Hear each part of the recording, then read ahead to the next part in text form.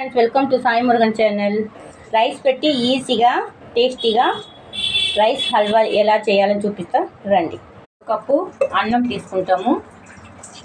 దాంట్లో పావు cup water పోసుకుని మైల్ పేస్ట్గా పట్టేసుకుంటాము.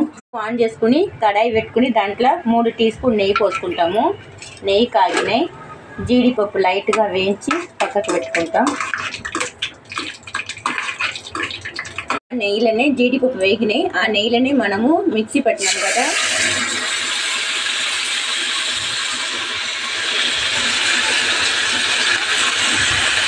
అన్నము వేసుకుంటాము.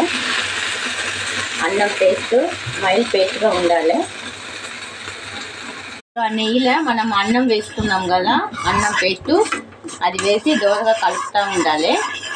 ఇప్పుడు కొంచెం ఫుడ్ కలర్ వేసుకుంటాము. నేనైతే ఆరెంజ్ ఉన్నాయి వేసుకున్నాయి. మీకు కావాలంటే వేసుకుని, లేకపోతే ఇట్లనే వైట్గా ఉంటే కూడా బాగుంటాయి. ఉడికినాయి చూడండి. ఇప్పుడు దీంట్లో 1 కప్పు రైస్కు 1/2 కప్పు లేకపోతే 3/4 కప్పు మనం ఎంతలో స్వీట్ కావాలో అట్లా 1/2 కప్ స్వీట్ షుగర్ వేసుకుంటాము.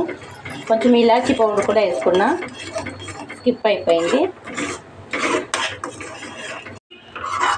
కడాయిల కల్లి బయటికి వచ్చినాయి. సూపర్గా అన్నాల హల్వా అంటే ఎవ్వరు నంబరు. ట్రై చేయండి, ఎలా వచ్చిందని ఫీడ్బ్యాక్ ఇవ్వండి. రెడీ అయిపోయిందండి. కడాయిల కల్లి బయటికి వచ్చినాయి. అంతే, టేస్టీ అయిన రైస్ హల్వా రెడీ. ఇప్పుడు పైన మనం వేయించుకున్న జీడిపప్పు వేసుకుంటాము. టేస్ట్ కూడా సూపర్గా అదిరిపోతుంది. ట్రై చేయండి, ఎలా వచ్చిందో చెప్పండి. మా వీడియో నచ్చితే లైక్ చేయండి, షేర్ చేయండి, సబ్స్క్రైబ్ చేయండి. సూపర్గా రైస్ హల్వా రెడీ. నెక్స్ట్ ఒక వీడియోలో చూద్దాం. బాయ్.